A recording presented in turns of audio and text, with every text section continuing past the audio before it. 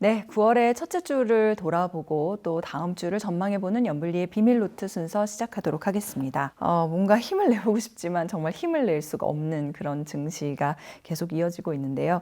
뭐 한숨만 나온다 이런 얘기들도 들리고 있습니다. 그런 가운데 대응 방안 모색해 보겠습니다. 이사님, 네, 어떻게 한 주 시작하셨어요? 많이 힘드셨을 것 같은데. 너무 저도 이제 컨디션이 너무 안 좋아져가지고 정말 그러니까요. 힘든 힘 한 주였고, 빠지죠. 네, 그러니까 뭐 소화도 아, 안 되는 것 같고요. 소화도 안 돼. 근데 이게 우리가 이 투자자분들이 어떻게 좀 할 수 없는 상황이다 보니까 지금은 참 화가 좀 많이 나신 것 같아요. 지금 상황 자체가. 그래서 화가 난다. 왜냐하면 이게 전 세계 증시가 다 안 좋으면 지난번은 기억하시죠? 그 8월 한 달 전에는 네, 모두가 다 폭락장. 폭락했잖아요. 그러면은 사실 그때 오히려 또 기회로 활용하신 분들 계시고 또 이유도 명확하니까 사람들이 이해를 하죠. 뭐 그렇죠. 이런 납득이 일도 예. 가는데. 근데 지금은 한국만 급락하고 있거든요. 사실상 근데 한국 안에서도 개인 투자분들 비중이 압도적으로 높은 코스닥만 폭락을 그냥 매일 하고 있어서 좀 답답한 상황입니다. 사실 이제 오늘 촬영하는 날도 물론 코스피도 되게 안 좋긴 한데 코스닥이 그 하락률이 코스피의 2배 가까이 될 정도로 안 좋고 전 세계 증시에서 아마 러시아하고 거의 좀 수익률이 비슷할 거예요. 마이너스 지금 러시아요. 올해만 16% 가까이 빠졌거든요. 미국 S&P 500이 15% 올랐어요. 그러니까 이거는 뭔가 좀 국내 증시만에 지금 문제가 하나 생겨버린 거죠. 네. 그러니까 자꾸 주변에서 국장 탈출해야 되냐 막 이런 얘기들이 나오는 게 네.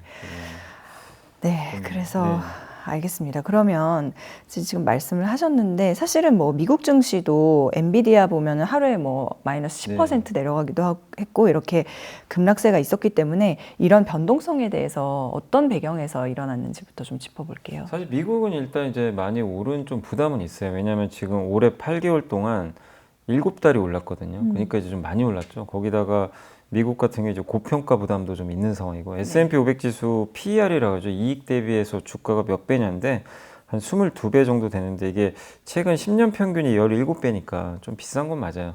그리고 일본의 우에다 총리가 이제 금리 인상 더 하겠다 이렇게 언급하니까 또 엔캐리 트레이드 청산 우려가 조금 일부 발생을 했었고 그렇죠.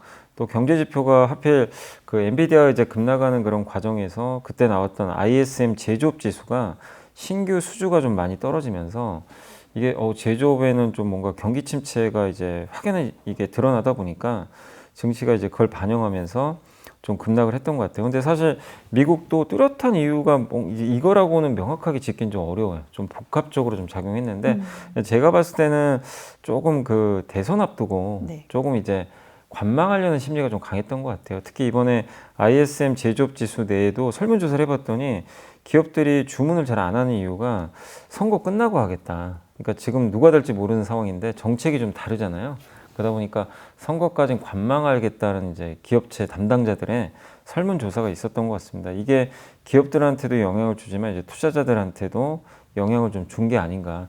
근데 미국 증시가 많이 안 올랐으면 뭐 어쨌든 이제 이렇게 큰 변동성은 없었겠지만 팔고 싶은 욕구를 좀 자극했던 것 같아요. 그래서 엔비디아가 이렇게 10%까지 폭락할 이유는 없었지만 어쨌든 그 미국의 이런 다양한 이슈들이 조금 부담으로 작용하면서 네. 미국 증시가 좀 일부 흔들렸다 이렇게 말씀을 드리겠습니다. 네.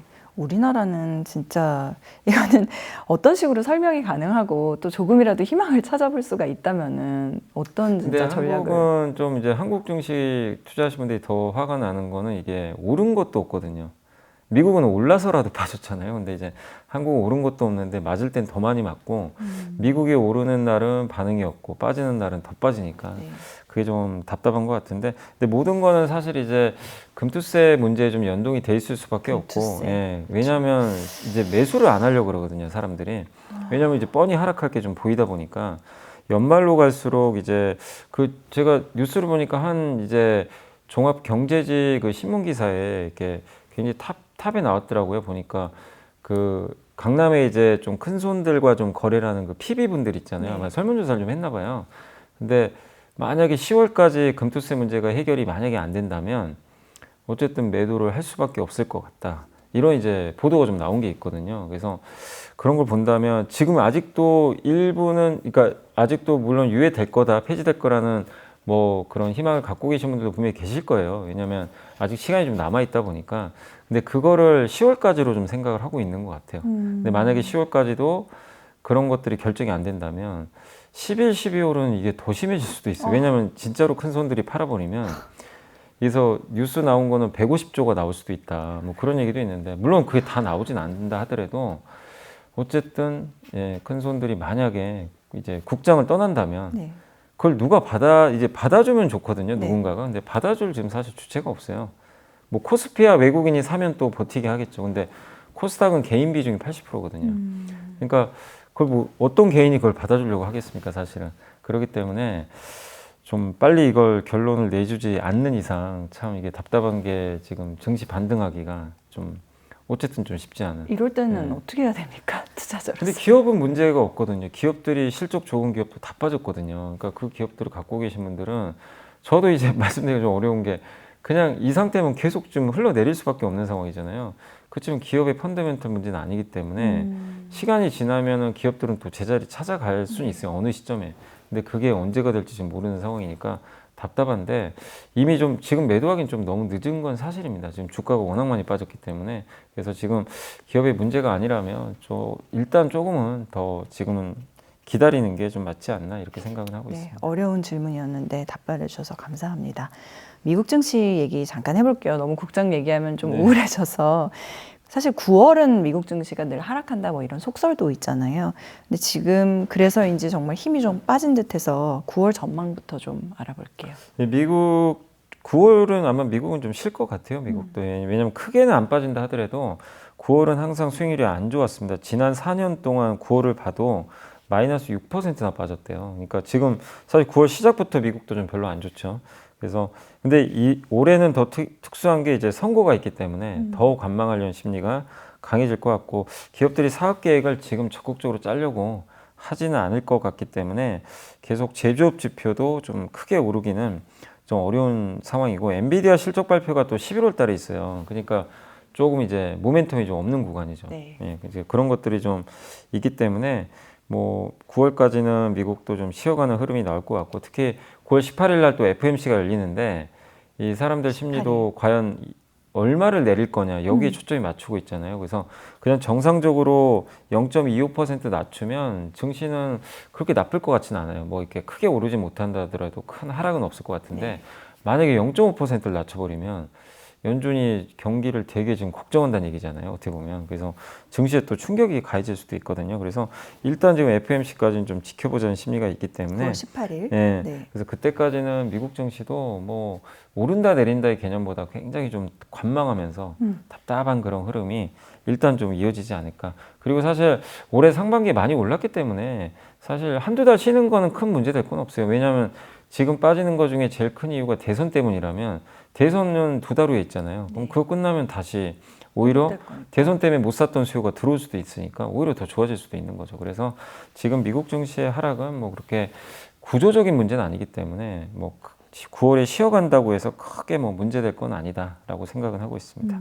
금리 얘기 나왔으니까 물가 얘기도 좀 해보자면은 그 미국의 개인 소비 지출 PCE 물가 지수는 조금 완연히 낮아진 그런 모습을 보였고 또 한국 소비자 물가도 2%까지 둔화됐는데 이런 가운데 뭐 유가도 지금은 하락한 상황이고 그런 물가 걱정은 이제는 안 해도 되는 건가요? 이게 오히려 지금 참 약간 걱정이 그 디플레 걱정도 좀 일부 있는 것 같아요. 오히려요? 왜냐하면 유가 때문에 유가가 지금 70달러 깨버렸거든요. 그래서 이게 왜냐하면 지금 물가는 어쨌든 많이 잡힌 건 맞잖아요. 뭐 미국의 근원 PC 물가도 지금 전년 동월 대비 2.6까지 왔고 3개월 평균치를 연율화 했더니 1.7밖에 안 돼요. 연준의 목표가 2%거든요. 그 목표 밑으로 떨어져 버린 거죠. 우리나라는 지금 2%까지 왔으니까. 그러니까 한국이나 미국이나 유럽 다 똑같이 지금 거의 대부분 국가 물가는 일단 정상으로 잡아놨는데 네. 여기서 이제 일부 우려되는 게 유가가 이제 떨어지는 이유가 중국의 경기 침체 우려 때문에 지금 수요가 지금 살질 않는데요. 그러다 보니까 유가가 지금 약간 무너지고 있는데 중국이 어쨌든 계속해서 지금 물가가 지금 너무 낮은 상태인데 이 상황에서 경기 부양이 제대로 안 되면 계속 디플레이 빠져버리거든요. 근데 이게 사실은 전염될 수도 있어요. 잘못하면. 그래서 오히려 지금은 지금 물가 걱정할 거는 이제 사실 물가 걱정은 이미 다 끝났고 이제 여기서 이제 우리가 파생될 수 있는 약간 경기 침체 우려. 네. 미국은 아직까지는 아닌데 중국의 지금 소비가 쉽게 좀 살아나지 못하고 있더라고요. 그런 걸 본다면 이제는 물가 걱정은 어쨌든 우리가 좀 집어넣어야 될 것 같고 미국의 고용이나 중국의 경기나 이런 것들이 좀 악화될지 이 부분에 대해서 계속 신경을 써야 될 것 같고 유가가 떨어지면 사실 물론 좋긴 합니다. 한국은 원유를 수입하니까 좋긴 한데 그 이유가 경기 침체로 빠지면 일단 증시에 좋았던 경우는 별로 없었거든요. 그래서 어쨌든 유가 부분도 계속 우리가 잘 좀 체크는 네. 해야 될 것 같습니다. 네. 삼성전자 주가도 6만 원대까지 밀렸잖아요. 네. 근데 막상 보면은 요즘 이제 메모리가 반도체의 중심이 될 거다라고 해서 뭐 메모리 센트리 이런 얘기까지 나오고 있는데도 불구하고 지금 반도체 기업들의 주가가 부진하단 말이죠. 그러면은 이 메모리 반도체 기업에 대한 투자는 어떤 식의 스탠스를 가져가야 될까요? 그래서 저는 이제 주가가 많이 빠진 거는 이제 이 AI 반도체에 대한 약간 이제 고점 논란이 좀 있다 보니까 엔비디아도 좀 부진하고 그래서 좀 빠졌다고 보고 있고 메모리 반도체가 계속 좋아질 거라고는 저는 여전히 좀 보고 있거든요. 네. 그러니까 한 언론사에서 이제 메모리 센트리랑 얘기를 꺼냈어요. 이게 뭐냐면 이제 그동안의 반도체는 메모리보다는 사실 비메모리가 이끌었어요. 지난 몇십 년을 보면 뭐 파운드리나 비메모리, 엔비디아가 이끄는 이제 그런 시대였죠. 근데 향후는 메모리가 중심이 될 수도 있다. 왜냐면 일단 이제 그 메모리 HBM이 없으면 사실은 엔비디아가 만드는 AI 가속기도 제대로 성능을 내기가 좀 쉽지가 않은 거고 또 거기다가 지금 애플 아이폰, 삼성의 갤럭시 폰, AI PC 모든 이제 기기들이 계속 나올 텐데 네. 기기가 많이는 안 팔려요 예전보다. 근데 탑재량이 올라가죠. 과거보다는 AI 기능이 들어가니까. 그래서 D램 탑재 용량이 뭐 예를 들면 아이폰이 지금 6기가가 기본이거든요. 네. 근데 지금 이번에 나오는 건 8기가. 내년엔 12기가로 이제 올릴 거라고 하더라고요. 그러면 이제 탑재 용량이 이렇게 증가를 하게 되면 메모리는 어쨌든 그냥 예전과 똑같은 물량을 팔더라도 2배 이제 증가하는 효과가 생길 수밖에 없잖아요. 그래서 결국 용량 증가 효과가 좀 생기기 때문에 상당히 좀 긍정적이지 않겠냐 이렇게 보고 있고 또 한 가지가 어쨌든 이게 이런 첨단 반도체 메모리를 만드는 업체는 전 세계 3개밖에 없거든요. 공급도 그렇게 많지가 않다는 거죠. 그래서 이런 과점화된 구조가 계속해서 이어질 가능성이 있고 그다음에 이 기사에서 제가 이거 읽어보고 좀 놀랬던 게 올해 초에 그 하이닉스의 엔비디아 말고요. 그 다른 AI 그 엔비디아랑 이제 경쟁하는 기업 같아요. 네네. 그 기업이 찾아와서 하이닉스에 5천억 줄 테니까 전용 메모리 라인을 하나 만들어 달라. 그런 이제 그 제안이 좀 있었다고 합니다. 근데 하이닉스는 거절을 했나 봐요. 왜냐하면 엔비디아에 납품을 해야 되기 때문에 지금. 근데 그 정도로 엔비디아만 지금 이걸 할 건 아니잖아요. 네네. 많은 기업들이 이제 AI 가속기를 할 텐데 거기에 HBM은 반드시 들어가야 되거든요. 그렇기 때문에 이 어떻게 보면 그 우리나라 메모리 업체들의 위치가 과거보다는 올라갈 수밖에 없고 그리고 전통 반도체도 앞으로 사이클이 돌아올 거고 이걸 본다면 지금 주가 빠지는 게 저는 솔직히 좀 약간 납득은 좀 안 가긴 하거든요. 너무 그냥 우려만 큰 것 같아요. 근데 어쨌든 이런 우려들이 좀 해소되고 그리고 다시 한번 이제 긍정적인 전망들이 또 위에 쓴다면 주가는 좀 복원되지 않을까. 또 특히 삼성전자 걱정이 많으실 텐데 삼성전자 이제 PBR 이제 자기 자본 대비해서 그러니까 얼마 정도 이제 주가 흐름이냐면 지금이 1.27배 정도 되거든요. 주당 순자산 가치 대비해서 1.27배인데 지금 평균이 지난 5년 동안 중간값이 1.57배예요. 중간보다 훨씬 밑이에요. 굉장히 내려와서 지금은 굉장히 저평가돼 있고 최하단이 1.04배 찍은 적이 있거든요. 최하단이면 57,500원이니까 지금 내려가는 것보다 이제 그러니까 이 구간에서 투자했을 때는 위로 올라가서 수익 낼 확률이 더 높다는 얘기죠. 왜냐하면 이제 밑으로는 57,000원까지 갈 수도 있겠지만 근데 최하단 간다는 건 정말 극단적인 일이 발생했을 때 가는 거거든요. 근데 지금 반도체 뱅이 그 정도는 아니잖아요. 그러니까 지금은 정상 레벨 이상으로 너무 떨어져 있어요, 주가가. 그렇기 때문에 지금은 너무 우려보다는 저는 좀 기회가 아닐까. 근데 다만 우리나라 전체 지금 시장이 지금 침체돼 있어서 그렇죠. 회복까지 시간이 걸릴 수밖에 없다는 게 조금 이제 안타까운 좀 상황인 것 같습니다. 그러니까 사실 업황은 전혀 문제가 없는 상황인데 말씀하신 것처럼 어떤 거시경제 환경이 지금 우호적이지 않다라는 거죠. 알겠습니다. 말씀 나온 김에 저희 그 인텔 얘기도 좀 해볼게요. 그러니까 인텔이 지금 세계 3위 파운드리 업체인데 사업 재편 추진한다는 얘기가 있어서 이게 뭐 매각이나 분사 고려한다 이렇게 얘기가 나왔는데 인텔이 만약에 이렇게 파운드리의 경쟁력 악화로 이런 것까지 하게 된다면은 이게 부진해서 오히려 삼성한테는 기회로 또 작용할 수가 있을까요? 삼성한테는 좀 약간 저는 기회보다는 좀 시간을 더 이제 벌 수 있는 그런 거라고 보고 있는 게 왜냐면 이거 이제 매각할지 분사를 할지 모르는데 위기는 맞는 것 같아요. 그러니까 인텔이 이제 위쪽에 TSMC가 있고 삼성이 있고 그다음에 이제 인텔이 따라가는 형국인데 미국은 반드시 이걸 성공을 시켜야 되는 게 인텔이 왜냐하면 TSMC 의존도가 너무 높잖아요. 그러니까 이제 자국의 기업이 자국 땅에다가 대규모 반도체 파운드리 지어서 자국 회사들의 이제 물량을 이제 소화해주는 그런 걸 이제 정부가 이제 원했던 시나리오인데 지금 안 되고 있어요. 잘 인텔의 경쟁력이 너무 떨어져 있어요. 그래서 이거를 이제 아마 사업 재편을 해가지고 바꾸려고 할 것 같은데 최악의 경우는 아마 팔아버릴 수도 있겠죠. 매각을 할 수도 그렇죠. 있겠지만 네. 근데 이거는 아마 미국 정부가 원치는 않을 겁니다. 그래서 아마 제가 봤을 때 미국 정부가 어떻게든 인텔을 아마 파운드리 쪽은 분사를 해서라도 그러니까 좀 독립을 시키겠죠. 독립을 시켜서 좀 살리려는 그런 방향으로 가지 않을까 이렇게 좀 보고 있고 근데 그런 과정에서 문제는 경쟁력은 계속 훼손되거든요. 시간이 이제 걸릴 수밖에 없으니까 그래서 삼성의 좀 문제가 뭐였냐면 TSMC를 쫓아가야 되는데 뒤에는 인텔이 쫓아온단 말이에요. 이게 좀 껴 있었는데 이러면 이제 인텔이 쫓아오는 속도가 이제 일단 멈춰버린 거죠. 그럼 이제 TSMC 온전히 좀 집중하면 돼요. 당분간은. 그래서 1등을 좀 추격할 시간은 벌었기 때문에 긍정적인데 다만 인텔이 뭐 파운드를 포기한 건 아직은 아니기 때문에 예, 이걸 뭐 엄청난 기회다 이거보다도 삼성이 다시 재정비해서 다시 한번 TSMC를 좀 따라갈 수 있는 그런 이제 기회 구간이 좀 한번 생기긴 했다. 이렇게 좀 봐야 될 것 같고 그리고 또 한 가지 뭐 이건 기회일 수 있겠죠. 혹시라도 이제 인텔의 물량을 맡겼던 회사들이 있잖아요.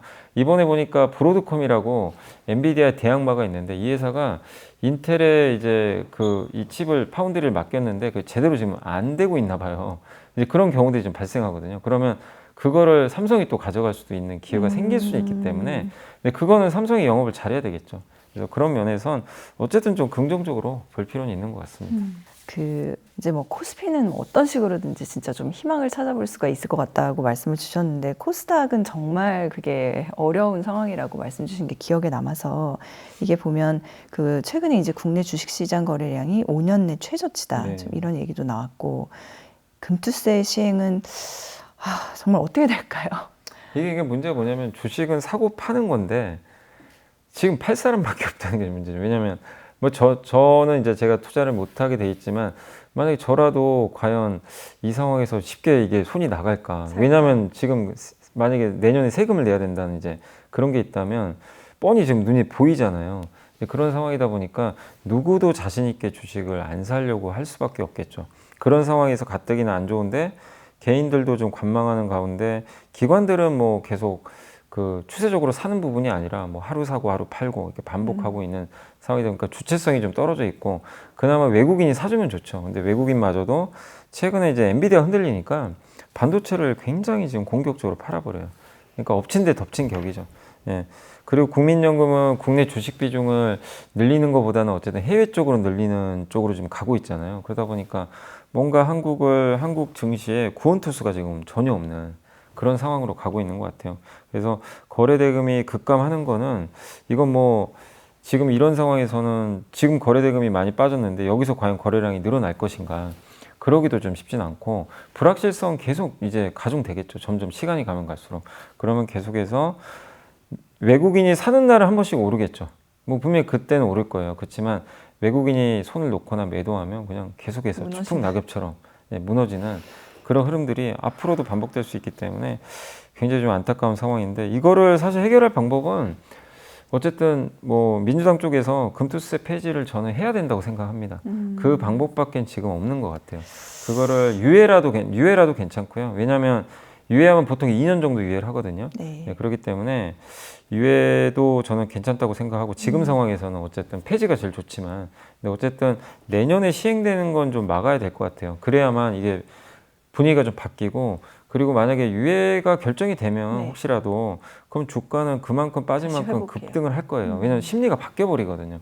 왜냐하면 안 사려고 했던 분들이 이제 들어오게 되니까 분위기가 순식간에 바뀔 텐데 아마 기억하실지 모르겠지만 예전에 공매도 갑자기 이제 정부가 또 이제 지금 공매도 중이잖아요. 한번 공매도 또 한번 더 우리 하자. 공매도 금지하자. 이랬을 때 증시 한번 급등한 적이 있잖아요. 그러니까 그건 이제 정책적인 것 때문에 한번 급등한 거죠. 그런 것처럼 금투세가 만약에 유예나 폐지가 된다면 증시는 일단은 환호를 할 텐데 근데 그게 언제가 될지 지금 모르고 안 할 수도 있는 상황이고 그래서 참 우리나라 굉장히 답답한 증시가 상황이죠. 아무리 메릿이 있다고 해도 금투세의 우려를 불식시킬 정도 그 정도의 메릿은 아닌 거죠. 경쟁력도 일단 그렇고. 아니 가격이나 기업들의 펀더멘탈 보면 굉장히 저평가된 게 많아요. 그런 거 보면 메리트는 분명히 있습니다. 있는데 지금 이제 똑같은 세금을 만약에 내야 된다면 아시잖아요. 그동안 우리나라는 주주환원도 제대로 안 돼 있고 맨날 박스권이고 그럼 두 가지 선택지 중에 어디로 갈까요? 당연히 다 미국장으로 가겠죠. 그러니까 여기는 이제 애초에 선택지가 없는 거죠. 그래서 저도 요구하는 게 그거예요. 미국처럼 돈 벌어 환경을 만든 다음에 세금을 부과하라는 거예요. 그러니까 그때 민주당의 한 위원님은 그런 얘기 하셨더라고요. 그분은 금투세 폐지 찬성하시는 것 같은데 이소영 위원님이셨나 아마 그러셨던 것 같아요. 그분이 왜 그 고속도로도 깔지 않고 통행세부터 받을 생각하냐 그런 또 표현을 하셨어요. 그러니까 금투세 하면 안 된다 이렇게 얘기를 해주셨는데 민주당 안에서도 그런 좀 반대하신 분들이 있긴 있거든요. 네. 근데 그런 분들의 의견대로 어쨌든 지금 우리나라는 금투세를 시행할 만한 체력이 아직 안 돼요. 안 되는 지금 시장인데도 지금 어쨌든 금투세를 시행을 하면 돈은 당연히 빠져나갈 거고 그래서 주주환원, 뭐 상법 개정 이런 것들을 먼저 하시고 네. 그러니까 유예하고 국장을 그걸 좀 레벨업 하고. 할 수 있는 걸 네. 먼저 해주시고 밸류업을 하고. 그리고 그렇게 똑같이 동등한 조건에서 미국과 세금 내라고 하면 그걸 뭐 또 반대를 극렬히 하시겠어요 사실. 근데 지금 많이 반대하는 이유 중에 하나가 미국처럼도 안 돼 있는 상황에서 먹을 것도 굉장히 없는데 힘든데 뺏어가는. 네, 왜 세금만 거들려 하냐 이게 사실 개인 초에 제일 지금 불만입니다.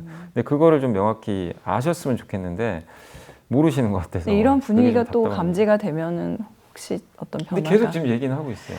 그래서 지금 사실 저도 어제 그 정부에서 이 금투세 폐지 입법 관련해서 어제 올렸더라고요. 거기에 저도 이제 글 하나 남기고 났거든요. 금투세 폐지해야 된다 네. 했는데 어쨌든 뭐 계속 우리가 목소리를 내야 될 것 같아요. 많은 개인 투자분들이 뭐 정부든 뭐 야당이든 국회든 간에 어쨌든 계속해서 목소리를 내야 가만히 있으면 사실 바뀌는 건 없잖아요. 그래서 계속 좀 목소리를 낼 내야 수밖에 될 없는 때. 것 같습니다. 네, 없는 것 약간 같습니다. 의견을 모아서 목소리를 내야 될 때다. 네.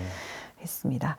한 가지 더 여쭤볼 텐데 사실 뭐 이런 질문이 어떨지 모르겠습니다만 폭스바겐 구조조정 얘기가 있어가지고 이게 뭐 독일 내 공장을 한 개 폐쇄하는 걸 고려한다 이런 얘기가 있는데 그러면은 폭스바겐도 어려운 걸까? 이게 또 우리 뭐 현대차그룹 같은 데는 어떤 좋은 기회가 될까? 이렇게도 생각해 볼 수 있지 않을까? 그러니까 이게 그 코로나 이후로 참 이게 뭐가 많이 바뀐 게 뭐냐면 인텔의 위기가 시작이 됐고 근데 인텔은 이제 엔비디아 때문이죠. 제가 어떻게 보면 이제 GPU 시대로 바뀌다 보니까 반도체가 근데 폭스바겐 하면 정말 거인이잖아요. 전 세계 자동차 2위고 독일의 상징인데 여기가 구조조정한다는 건 진짜 누가 봐도 상상도 못할 일이죠. 근데 갑자기 독일 공장 하나를 폐쇄하겠다. 이런 얘기가 나오는 건 여기는 이제 이유가 있죠. 중국 때문이죠. 중국이 이제 저가 전기차가 네. 이제 공습을 해버렸죠, 사실상. 근데 이건 경쟁이 안 돼요, 애초에 될 수가 없죠. 유럽은 생산성도 떨어지고 중국보다 비싸게 만들 수밖에 없고 전기차 경쟁력도 떨어져 있거든요. 그런 상황에서 지금 이 폭스바겐은 전기차 대응도 잘 안 돼 있던 상황이고 거기다가 하이브리드 카가 사실 없거든요. 그러니까 하이브리드 카 종류도 여러 개가 있겠지만 뭐 현대차나 토요타가 만드는 엔진 중심의 그 하이브리드 카는 사실상 없는 상황인데 그게 요즘에 제일 인기가 많잖아요. 전기차가 또 안 팔리다 보니까. 근데 거기에 대한 대응도 잘 안 돼 있었고 그 다음에 현대차의 아픈 고리가 코로나 전에는 항상 많은 분들이 왜 현대차 중국에서 이렇게 못하냐 이 얘기를 되게 많이 했어요. 근데 지금은 중국 못하는 게 오히려 그거 가지고 뭐라고 하는 사람이 없습니다. 오히려 잘 됐다. 왜냐하면 중국에서 너무 잘했으면 지금은 그쵸. 중국이 오히려 자기네 차들이 훨씬 더 잘하니까. 많이 팔리죠. 그래서 지금 폭스바겐은 전체 매출의 전체 판매 35%가 중국에서 나와요. 중국 시장에서. 그러니까 타격이 타격이 있을 수밖에 없네요. 없어요. 네. 중국과 경쟁해야 되니까. 그러니까 이런 부분들은 폭스바겐한테 위기지만 현대차랑은 사실 별개거든요. 현대차는 미국, 인도, 한국 비중이 높아요. 판매량을 보면. 여기서는 중국과 경쟁을 거의 안 합니다. 특히 미국은 못 들어가잖아요. 중국이. 그렇기 때문에 그리고 만약에 이런 독일 큰 기업이 2등 기업이 휘청이면 밑에 3등 기업은 단단하잖아요. 현대차는 지금 돈도 잘 벌고 이걸 이제 이겨버릴 수 있는 기회가 또 생길 수도 있는 거죠. 그래서 현대차한테는 이게 남의 불행이 꼭 뭐 우리의 행복은 아니지만 그렇게 얘기하면 안 되겠지만 현대차 입장에서는 2등을 이길 수 있는 어쨌든 기회가 생긴 틈이 좀 벌어져 버렸다. 중국 때문에. 그렇게 좀 바라봐야 될 것 같습니다. 네, 뭔가 좀 희망적인 뉴스를 찾아보려고 질문 드린 것 같습니다. 자, 그러면 이번 주 외국인 기관 또 개인들 매수 종목과 상승한 업종까지 정리해 보겠습니다. 먼저 이번 주 외국인들이 많이 매수한 주식 10개 종목을 살펴보겠습니다.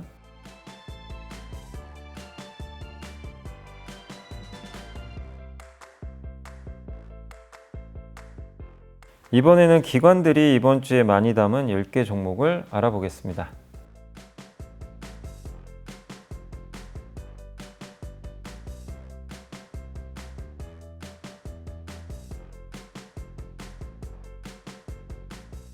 이번에는 개인들이 이번 주에 가장 많이 산 주식 10개 종목을 살펴보겠습니다.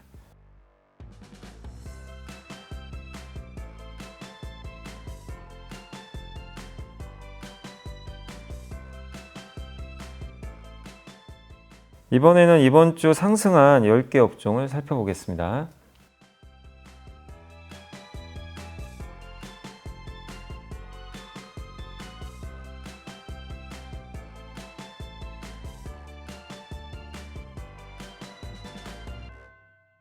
네, 상승한 업종들 가운데서 좋은 흐름이 좀 더 이어지겠다라고 보고 계신 분야는 어디입니까?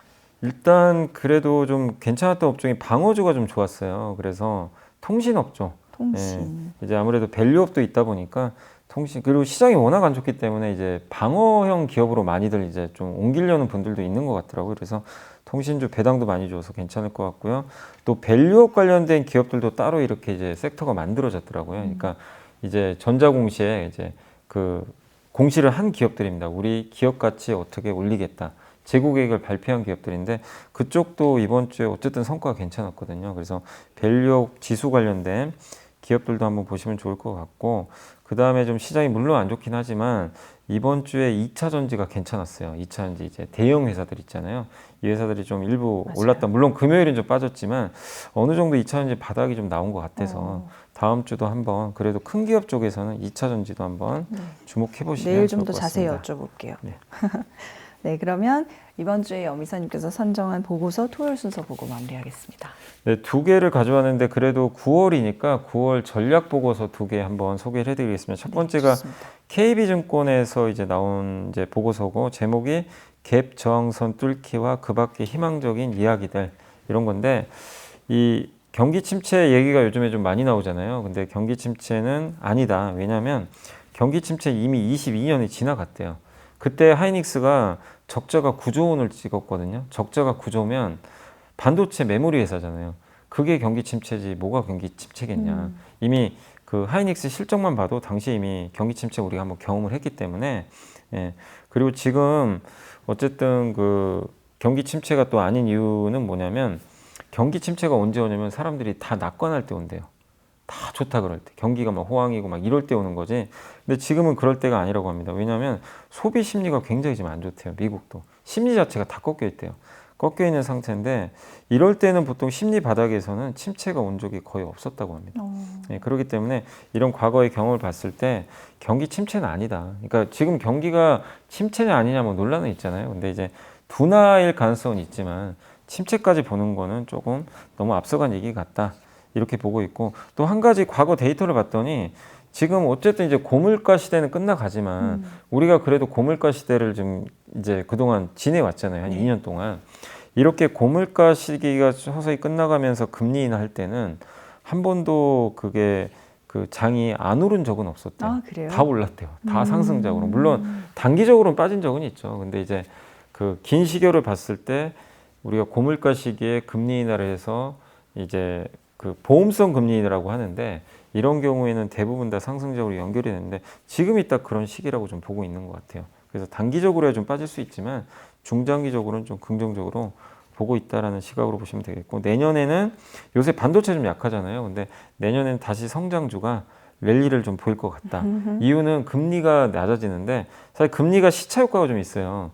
금리 인하한다고 지금 바로 효과 생기는 게 아니라 보통 한 4개월 후에 반영이 되니까 그래서 내년에 낮은 금리가 기업들의 밸류를 올릴 텐데 기억하실지 모르겠지만 21년도에 메타버스가 실적이 안 좋았는데 어마어마하게 올라갔잖아요. 근데 그런 장이 또 나올 걸로 좀 보고 있는 것 같아요. 예, 그래서 물론 사람들의 상상력을 자극할 뭐가 생겨야 된대요. 그때 메타버스는 상상력을 자극시켰잖아요. 희망과 기대를 예. 그렇죠. 그래서 그게 뭐 오픈 AI가 될지 뭐 AI 같은 스페이스X 같은 우주항공이 될지 네. 그건 모르지만 그 뭔가가 이렇게 스토리를 자극을 해주면 공간이 생기면서 예, 그게 또 한번 이루어질 수도 투심을, 있다. 네. 그래서 그래서 반도체 약하지만 아마 4분기쯤엔 반도체도 안정화되고 내년에 성장주 장세 오면 반도체 다시 강세로 복귀하지 않겠냐. 그러니까 굉장히 좀 긍정적인 얘기를 해주셨고 그리고 또 한 가지가 미국의 고등과학 연구국이라고 그 다르파라고 있어요. 아마 여기 초대 수장이 그 오펜하이머인 걸로 제가 기억이 나요. 그래요? 예. 와. 근데 이게 왜냐하면 이제 그때 옛날에 소련하고 우주 경쟁할 때 그거 이기려고 만든 기관으로 알고 있고 다르파가 사실 인터넷 만든 기관입니다. 예. 근데 이제 어떻게 군사 기관이면서 정부 기관인데 여기가 예산 증가율이 올라가는 항목이 좀 있대요. 매년. 뭘까요? 그게 주도주인 경우가 그러니까요. 많았대요. 뭘까요? 예. 근데 내년 예산 항목 증가율 상위가 우주항공하고 메디컬이라고 합니다. 메디컬. 메디컬은 이제 바이오죠. 그래서 이쪽 업종을 좀 주목하는 것도 괜찮다. 네. 이런 내용이고 그다음 두 번째 보고서도 여기도 9월 보고서 여기는 하나증권 이재만 박성재 연구원님이 9월 주식시장 이제 전망을 좀 해주셨는데 여기도 비슷합니다. 금리 인하는 이번에 보험성 금리 인하다. 경기 침체가 온 게 아니라 그게 혹시 올 수도 있으니까 미리 대비하는 목적에서 한다. 근데 이럴 때 이런 인하가 있을 때 주목해야 될 거는 이익률이 증가할 기업을 주목을 하래요. 이익률이 증가할 때 성과가 좋았대요. 그래서 96년도에 이거랑 비슷한 일이 있었대요. 당시에 보험성 금리 인하를 한 적이 있어요. 그때 이익률이 올라갔던 기업들이 실제 성과가 다 좋았대요. 그러니까 성장보다 매출 성장보다 이익률이 개선된 기업들이 주도를 했는데 그래서 꼽아주신 기업이 우리나라에서 내년 이익률 개선 기업으로 KCC, 셀트리온, 더존비존, 한국전력, HD 한국조선해양, OCI 홀딩스, 네이버, 삼성바이오로직스 이런 기업들을 꼽아주셨으니까 또 전략에 참고하시면 좋을 것 같습니다. 네, 또 여러 가지 힌트들을 얻어봤습니다. 네, 뭐 많이 힘이 빠지셨다고는 하지만 또 그런 가운데 긴 시계열로 보면은 또 그렇게 막 어둡지만은 않은 소식들도 있을 수 있으니까요. 그런 소식들에 귀 기울이면서 어려운 시기를 잘 났으면 좋겠습니다. 저희는 일요일에 다시 뵙겠습니다. 고맙습니다.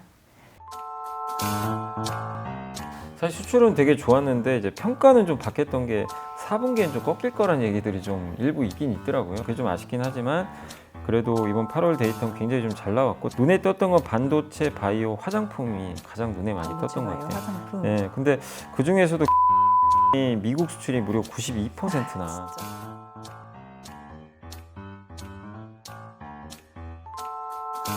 진짜.